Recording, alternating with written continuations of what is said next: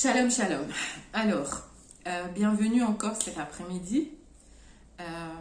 Le message que je veux partager avec vous cet après-midi, c'est un message que le Saint-Esprit a déposé sur mon cœur tout au long de cette semaine. Et vraiment, je voudrais que nous puissions comprendre et saisir qu'est-ce que l'Esprit a à nous dire. Je voudrais que nous puissions vraiment saisir le message du Seigneur cet après-midi. Alléluia. Et j'ai intitulé ce message « L'importance d'avoir la bonne perception ». Il est plus que important dans les temps, dans la saison dans laquelle nous sommes, d'avoir la bonne perception. Quand je parle de saison, je parle de nouvelle année. Alléluia. Pour ceux qui suivent le calendrier grégorien, dans quelques semaines, nous serons dans la nouvelle année, l'année 2023. Alléluia. Mais pour ceux qui suivent le calendrier juif, nous sommes déjà dans la nouvelle année. Depuis le 25 septembre, nous sommes rentrés dans l'année 5783. Et les Juifs croient que, en fait, leur nouvelle année commence le jour de la fête des trompettes. Ils appellent cela Rosh Hashanah, ça veut dire la tête de l'année. Et les Juifs croient que ce jour-là, c'est le jour où Dieu a créé le monde. Donc, selon eux, nous sommes à l'année 5783 après la création du monde. Alléluia. Et nous sommes dans une année spéciale. Nous sommes dans des temps spéciaux. Alléluia. Et c'est pourquoi nous devons savoir qu'est-ce que nous devons faire. L'Église doit avoir l'esprit d'Issachar, l'onction d'Issachar, discerner les temps pour savoir ce que nous devons faire. Alléluia.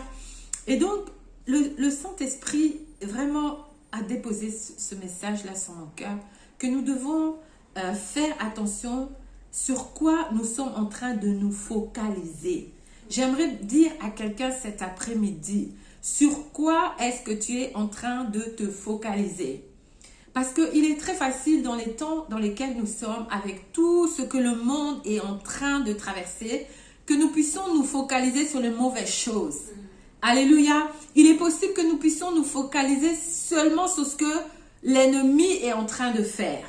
Alléluia. Alors que Dieu aussi est en train de faire. Dieu aussi est en train d'agir. Dieu est en train de faire des grandes choses. Alléluia. Mais si nous n'avons pas la bonne perspective, nous risquons de voir seulement ce que l'ennemi est en train de faire et nous allons rater ce que Dieu est en train de faire. Alléluia. Et dans la saison dans laquelle nous sommes, c'est primordial. Alors j'aimerais demander à quelqu'un cet après-midi, sur quoi est-ce que tu te focalises?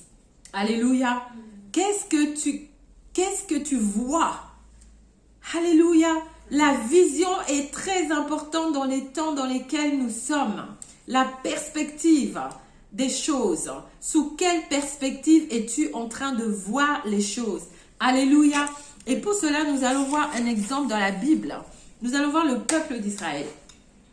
Lorsque le peuple d'Israël, lorsque Dieu les a délivrés de l'Égypte, lorsque Dieu les a délivrés de l'esclavage, c'était pour les amener dans la terre promise. C'était pour les amener dans le pays de Canaan. C'était pour les amener dans le pays où coule le lait et le miel. C'était pour les amener dans leur destinée. Alléluia, dans leur lieu de destinée, dans leur endroit de destinée, dans leur endroit de grâce, de bénédiction, de faveur. Alléluia, d'élargissement. Alléluia. Mais avant d'arriver là-bas, ils devaient passer par le désert. Ils devaient passer dans le désert. Et pendant qu'ils étaient dans le désert, Dieu dit à Moïse d'envoyer des espions pour aller explorer le pays de Canaan. Alléluia, nous allons le lire. Nous voyons cela dans Nombre, chapitre 13. Je lis rapidement. Nombre 13 à partir du verset 1. L'Éternel parla à Moïse et dit, envoie des hommes, un de chaque tribu, choisis parmi les chefs, pour explorer le pays de Canaan que je donne aux Israélites. Alléluia. Dieu demande à ce que Moïse choisisse des hommes et les envoie de chaque tribu et les envoie pour explorer le pays de Canaan, le pays qu'il leur donne. Alléluia. Pourquoi il fait cela? C'est comme, je vais donner un exemple, c'est comme faire une étude de marché. Alléluia. Quand tu dois te lancer dans un business, tu ne vas pas te lancer aveuglément dans le business. Tu dois d'abord faire une étude de marché. Alléluia. Tu dois savoir qui sont tes concurrents. Tu dois savoir si ce que tu veux vendre, s'il y a une demande. Tu dois savoir s'il y a une offre. Tu dois connaître tous les tenants et les aboutissants de ton business. C'était un peu la même chose. Dieu leur demande d'aller explorer le pays. Alléluia. Et nous voyons un peu plus loin, il leur dit ceci. À partir du verset 17, nous lisons, « Moïse les envoya donc pour reconnaître le pays de Canaan en leur disant, « Passez par le Negev, gagnez la région montagneuse et examinez le pays. Voyez comment il se présente et quel peuple habite. » Alléluia. Il devait observer le pays. Amen. Il devait voir qui habitait ce pays. Il leur dit, observez s'il est fort ou faible, nombreux ou pas. Voyez de quel genre est le pays où il habite, s'il est bon ou mauvais, et comment sont les villes, si elles sont ouvertes ou fortifiées.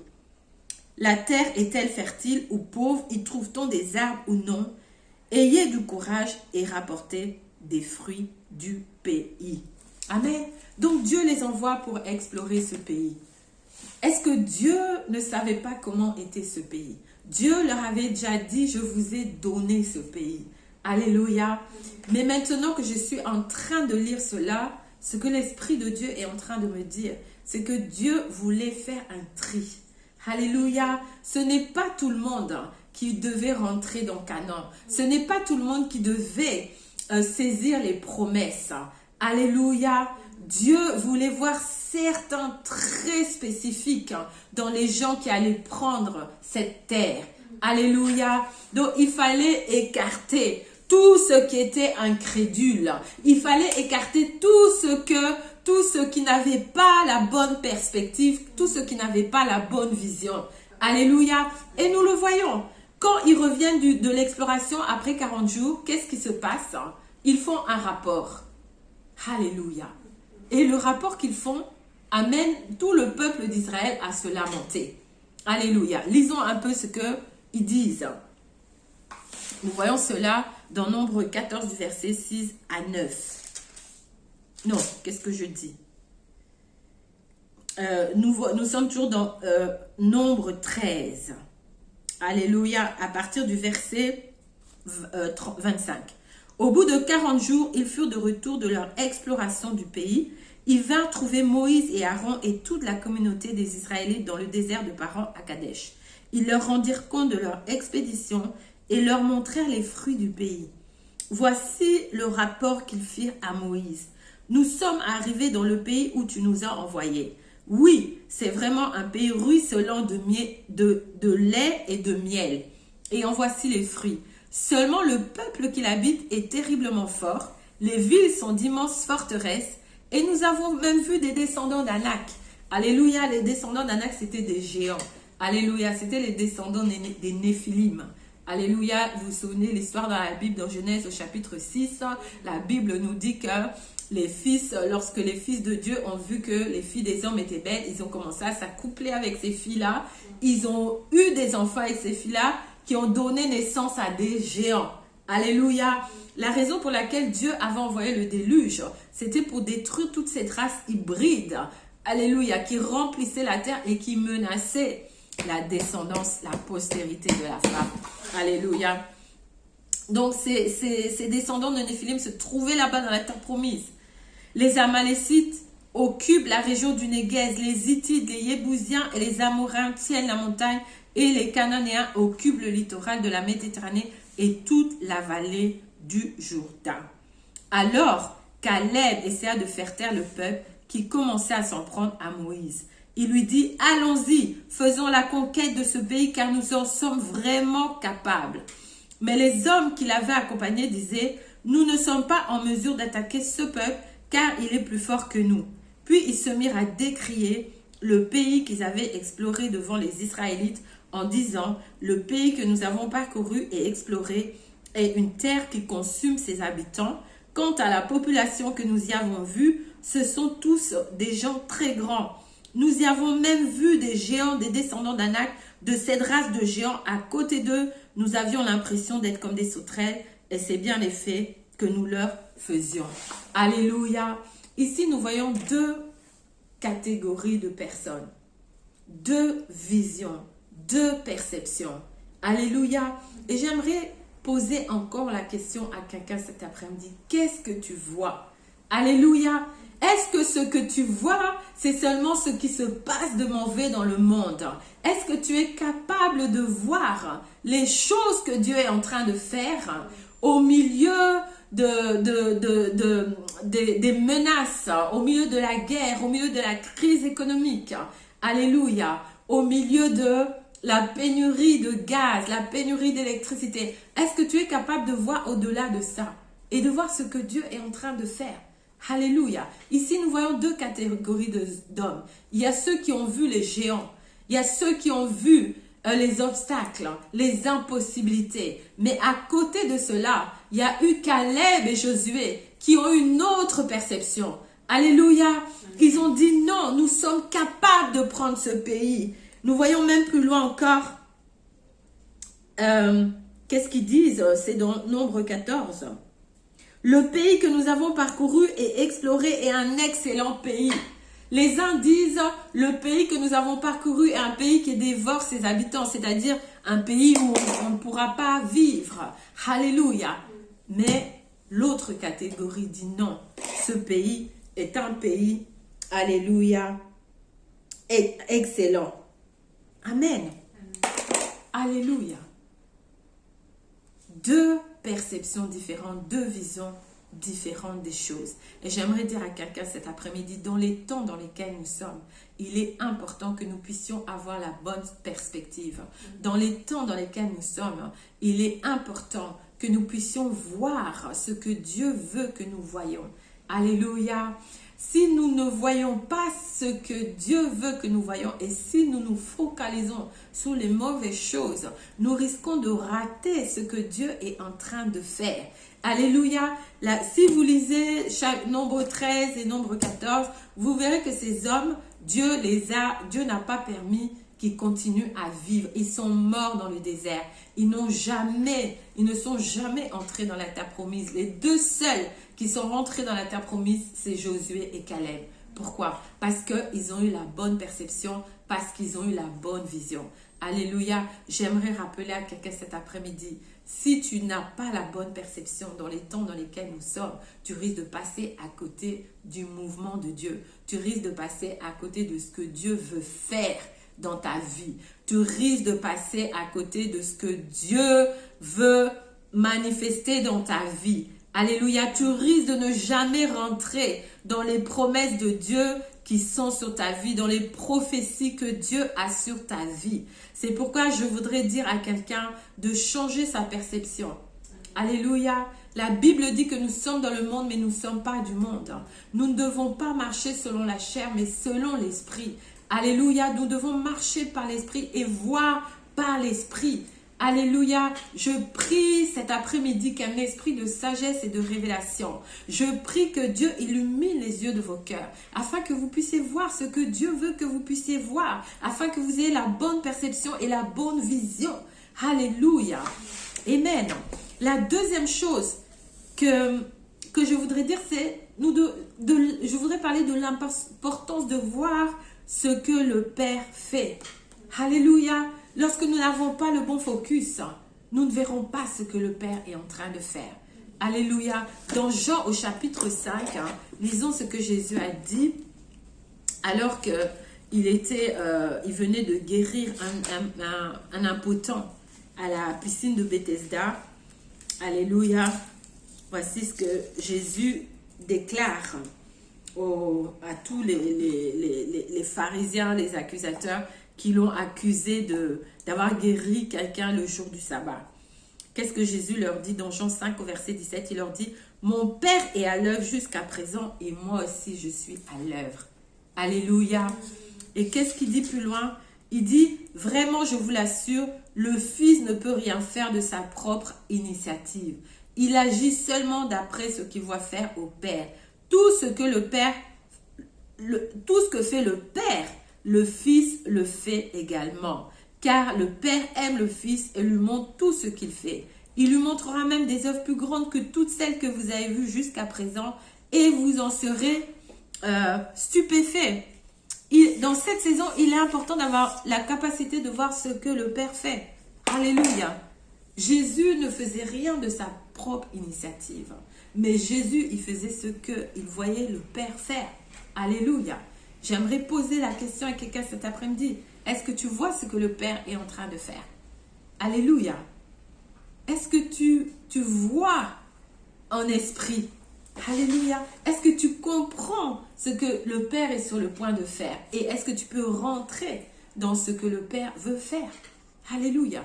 Jésus voyait ce que le Père voulait faire et il agissait d'après la connaissance qu'il avait de ce que le Père voulait faire. Alléluia. Il voyait en esprit ce que le Père voulait faire. Alléluia. Il dit, je n'agis pas de ma propre initiative. Alléluia. Dans ces temps de communion, dans ces temps de prière, lorsqu'il passait ses nuits en prière, Dieu lui révélait, le Père lui révélait sa volonté. Alléluia. Le Père lui avait déjà montré que demain, lorsque tu vas aller à tel endroit, à la piscine de Bethesda, il y aura un homme. Je veux que tu guérisses cet homme-là. Alléluia. Amen. Et les pharisiens étaient choqués parce qu'il avait guéri cet homme-là le jour de Shabbat. Alléluia. Mais Dieu n'est pas limité par des lois. Alléluia. Dieu n'est pas limité par des règlements. Dieu n'est pas limité, alléluia, par quoi que ce soit. Alléluia. S'il a décidé qu'il va guérir aujourd'hui, il va guérir. Amen. S'il a décidé de délivrer, il va le faire. Donc, quelle que soit la circonstance, ça peut être dans la rue, ça peut être dans un magasin, ça peut être au supermarché. Alléluia. Qu'il veut toucher quelqu'un, il veut visiter quelqu'un. Alléluia. Mais si tu es en connexion avec le Père, tu sauras ce que le Père veut que tu fasses à ce moment-là. Alléluia. C'est important dans les temps dans lesquels nous sommes que nous puissions voir ce que le Père est en train de faire. Alléluia. C'est tellement important. Lisons aussi Jérémie, chapitre 1, du verset 11 à 12.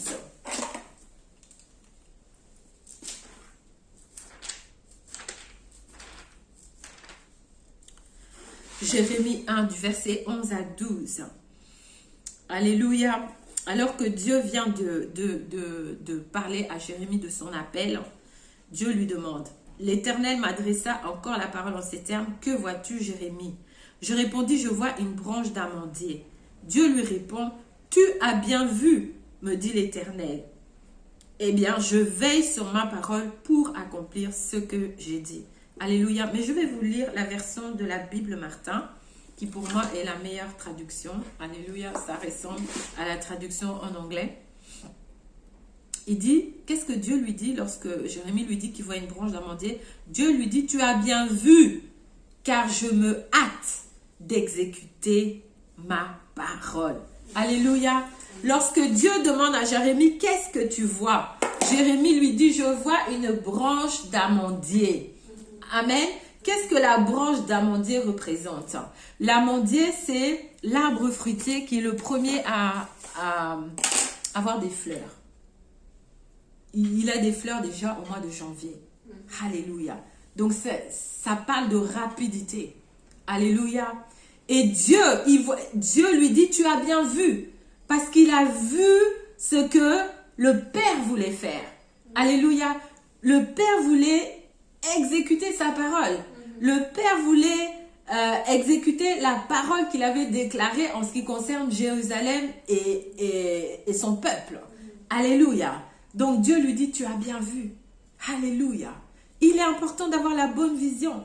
Il est important d'avoir la bonne perspective, de savoir ce que le Père veut faire, ce que Dieu veut faire en cette saison. Alléluia, c'est seulement comme ça que nous serons au-dessus des circonstances, que nous serons au-dessus de tout ce qui se passe dans le monde. Lorsque nous sommes connectés avec le Père et que nous savons ce que le Père veut faire. Tu as bien vu, Jérémie. Alléluia. Oh, j'aimerais que le Père me dise, tu as bien vu. Amen. J'aimerais que le Père me dise, tu as bien vu.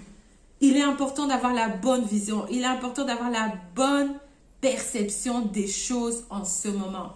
Et j'aimerais rajouter que pour être capable de marcher en connexion avec ce que le ciel veut faire, parce que Dieu, le ciel veut être libéré sur la terre. Alléluia. Ce que le Père fait au ciel, c'est ce qui doit être fait ici sur la terre. Souvenez-vous lorsque les disciples ont demandé à Jésus, Père, Jésus, explique-nous comment nous devons prier. Qu'est-ce que Jésus a dit? Que ta volonté soit faite sur la terre comme au ciel. Alléluia. Nous sommes dans un temps où les cieux veulent envahir la terre. Alléluia. Mais cela ne sera possible qu'avec des enfants de Dieu, qu'avec un peuple de Dieu qui marche en connexion, qui marche connecté, qui est connecté à la bonne fréquence, qui est connecté à la fréquence céleste. Alléluia. Et comment nous pouvons être connectés à cette fréquence céleste? Par le Saint-Esprit. Alléluia. Par le Saint-Esprit. Le Saint-Esprit nous permet de nous aligner avec ce que le Père est en train de faire. Amen. Par l'Esprit de Dieu. Lorsque nous prions par le Saint-Esprit, nous sommes en train de prier la volonté parfaite du Père. Alléluia. Lisons Romains 8, le verset 27. J'aimerais que quelqu'un le lise. Pour moi, Romains 8, le verset 27. Romains 8, verset 27. Amen. Mais l'Esprit lui-même intercède par des soupirs inexprimables, et celui qui sonde les cœurs connaît quelle est la pensée de l'Esprit, parce que c'est selon Dieu qu'il intercède en faveur des saints. Alléluia. L'Esprit intercède selon Dieu en faveur des saints. Alléluia. Lorsque nous prions en esprit, nous sommes en train de prier la volonté parfaite du Père. Alléluia. Lorsque nous prions en esprit, nous sommes en train de prier la volonté de Dieu. Alléluia. J'aimerais rappeler que nos pensées ne sont pas les pensées de Dieu. Alléluia. La Bible dit autant les cieux sont élevés au-dessus de la terre, autant les pensées de Dieu sont élevées au-dessus des nôtres. Alléluia. Mais pour que nous puissions nous connecter à la pensée de Dieu, nous devons être en esprit. Nous devons être connectés au Saint-Esprit. Alléluia. Je voudrais dire à quelqu'un que dans les temps dans lesquels nous sommes, il est important que nous puissions passer du temps dans la présence de Dieu, nous connecter à l'Esprit de Dieu, prier en esprit, prier en langue. Alléluia. Et ainsi, l'esprit de sagesse et de révélation. Amen. Nous aurons cet esprit de sagesse et de révélation qui va être activé en nous. Alléluia. Nous saurons qu'est-ce que le Père veut. Nous connaîtrons la volonté de Dieu. Elle nous sera révélée. Le Saint-Esprit va nous révéler la volonté parfaite de Dieu. Alléluia. Pour nos vies. Alléluia. Pour cette année 2023. Amen. C'est tellement important. Nous ne pouvons plus, dans les temps dans lesquels nous sommes, nous permettre de marcher dans la chair. Nous devons être en esprit, 24 heures sur 24. Nous devons être connectés, 24 heures sur 24. Alléluia. Nous ne devons plus laisser la chair nous dominer. Alléluia. Mais nous devons être vraiment des hommes et des femmes spirituels qui marchent avec le Saint-Esprit, qui marchent avec l'Esprit de Dieu. 24 heures sur 24. 7 jours sur 7. Alléluia. Parce que Dieu veut nous communiquer ses pensées. Dieu veut nous communiquer sa volonté. Dieu veut nous parler. Alléluia. Et autre chose que l'Esprit de Dieu souligne en ce moment, c'est de l'écouter. Écoutez Dieu. Alléluia. La Bible dit, qui est sourd comme mon serviteur? Dieu cherche un peuple qui l'écoute. Des hommes et des femmes qui sont à son écoute. Pour pouvoir accomplir sa volonté ici sur la terre. Alléluia. Dieu est à l'œuvre. Ne soyons pas focalisés sur ce que l'ennemi est en train de faire. Dieu est en train de faire des grandes choses. Alléluia. Lorsque le peuple d'Israël est revenu avec ce rapport négatif, Dieu voulait les exterminer directement. Moïse a dû intercéder. Alléluia. Qu'est-ce que Dieu a dit? Aussi vrai. Oh, je vais vous lire ce passage. C'est dans Nombre 14. Non, Nombre 14. Alléluia. Moïse a plaidé avec Dieu. Moïse a prié, intercédé pour que Dieu leur pardonne. Alléluia. Et qu'est-ce que Dieu répond à Moïse? Dieu dit dans Nombre 14, de verset 20, Dieu dit, je lui pardonne comme tu l'as demandé. Néanmoins, aussi vrai que je suis vivant et que toute la terre sera remplie de la gloire de l'Éternel. Alléluia. En d'autres termes, ce n'est pas parce que il y a des personnes incrédules, ce n'est pas parce qu'il y a des personnes qui marchent par la chair que je n'accomplirai pas mon plan et que je n'accomplirai pas ma volonté. Alléluia. 3 fois dans l'Ancien Testament, Dieu dit que la terre entière sera remplie de la gloire de Dieu comme l'eau couvre le fond des mers. Il le dit dans le livre de Nombre, il le dit encore dans Ésaïe 11, il le dit aussi dans le livre de Habakkuk au chapitre 2. Alléluia. La terre entière sera remplie de la connaissance de la gloire de l'Éternel. Et j'aimerais dire à quelqu'un que l'eau est en train de monter. J'aimerais dire à quelqu'un de les temps dans lesquels nous sommes, Dieu est en train de remplir la terre de sa gloire. Nous voyons des choses que nous ne voyions pas il y a 20 ans. Moi, ça fait 22 ans que j'ai donné ma vie au Seigneur. Alléluia. Et à l'époque où j'ai donné ma vie, nous ne voyons pas ce que nous sommes en train de voir en ce moment. Il y a un réveil qui est en train d'embraser la terre entière. Alléluia. Il y a des jeunes partout qui sont remplis du Saint-Esprit, qui sont en train de faire l'œuvre de Dieu. Alléluia. Qui chassent les démons, qui manifestent le royaume de Dieu, qui manifestent la gloire de Dieu. Alléluia. J'ai entendu qu'en Chine, il y a des jeunes de 12 ans qui ressuscitent les morts. Alléluia. D'ailleurs, en Chine, pour être appelé apôtre, tu dois avoir ressuscité au moins un mort. Alléluia. Parce qu'ici, maintenant, tout le monde s'appelle apôtre, on appelle tout le monde apôtre. Mais en Chine, pour être reconnu comme apôtre, tu dois avoir ressuscité un mort. Alléluia. C'est pour vous dire que Dieu est en train de faire des choses sur la terre.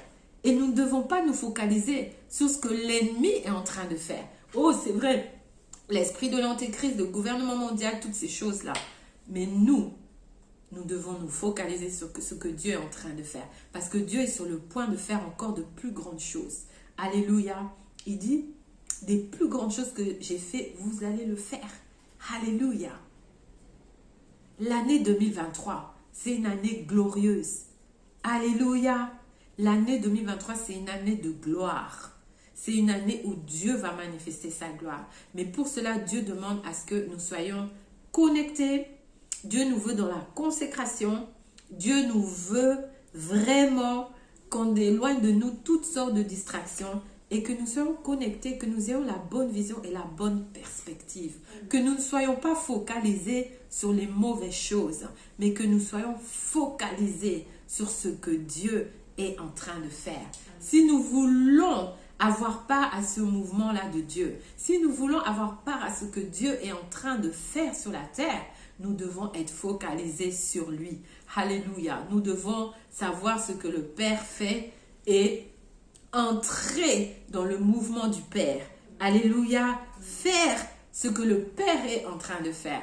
Et ainsi, nous serons participants à ce grand mouvement de gloire que Dieu est en train de manifester. Et cela ne va aller qu'en augmentant.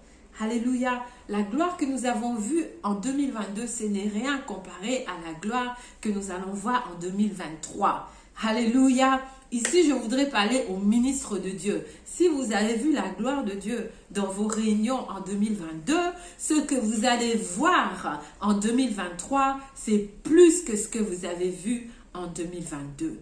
Alléluia. Parce que là, Dieu est en train de manifester sa gloire. Alléluia. Amen.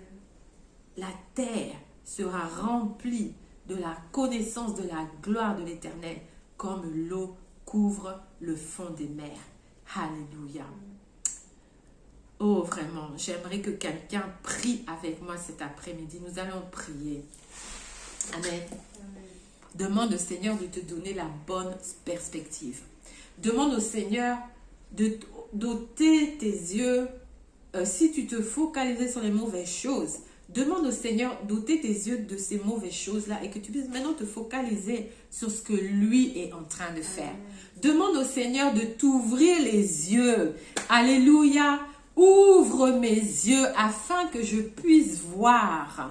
Alléluia, ce que le Père est en train de faire. Demande au Seigneur, alléluia, de t'ouvrir les yeux spirituels.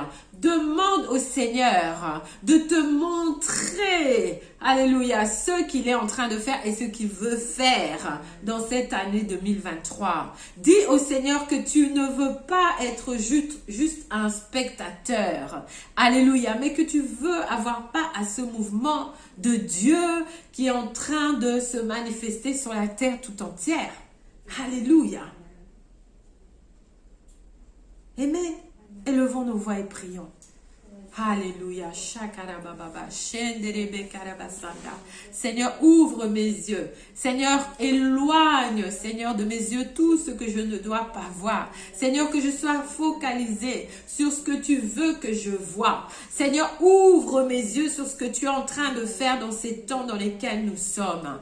Alléluia. Que cette année, cette nouvelle année, l'année 5783 et l'année 2023, oh oui, c'est une année de gloire. C'est une année où tu vas manifester ta gloire comme jamais auparavant. Oui, Seigneur, tu es en train d'envahir, les cieux sont en train d'envahir la terre.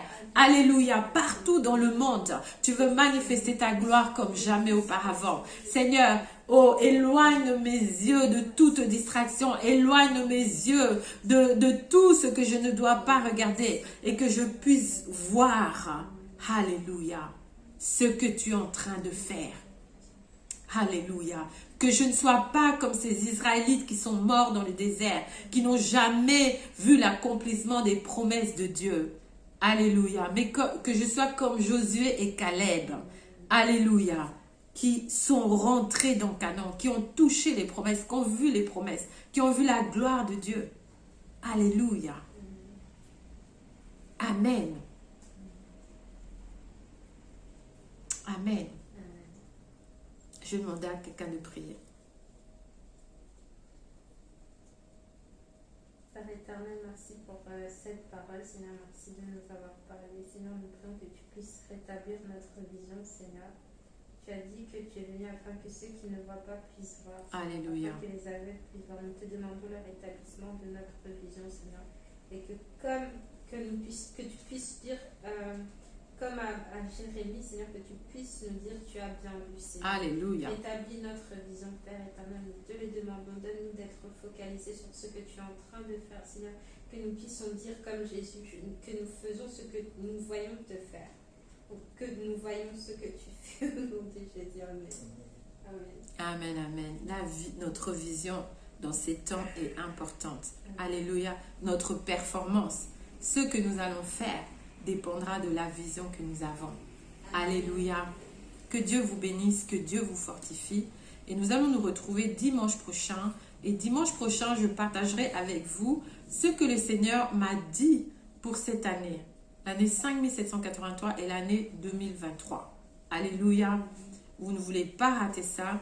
Alors, si c'est la première fois, je vous invite à vous abonner et je vous invite aussi à cliquer sur la cloche de notification afin que vous ne puissiez rater aucune de nos vidéos lorsque nous postons. Alléluia. Que Dieu vous bénisse abondamment, que l'Esprit de Dieu vous fortifie. Alléluia. Et que vraiment vos yeux soient fixés sur ce que Dieu est en train de faire. Et Dieu est à l'œuvre. Jésus est à l'œuvre. Alléluia. Et Dieu est en train de faire des grandes choses. Alléluia. Quel que soit ce qui se passe dans le monde, Dieu n'est pas limité. Alléluia. Mais Dieu, il est au-dessus de tout ça. La Bible dit qu'il règne sur les nations. Il est au contrôle de tout ce qui se passe dans ce monde. Alléluia. Soyez abondamment bénis. Je vous souhaite une excellente soirée et à très bientôt. Shalom.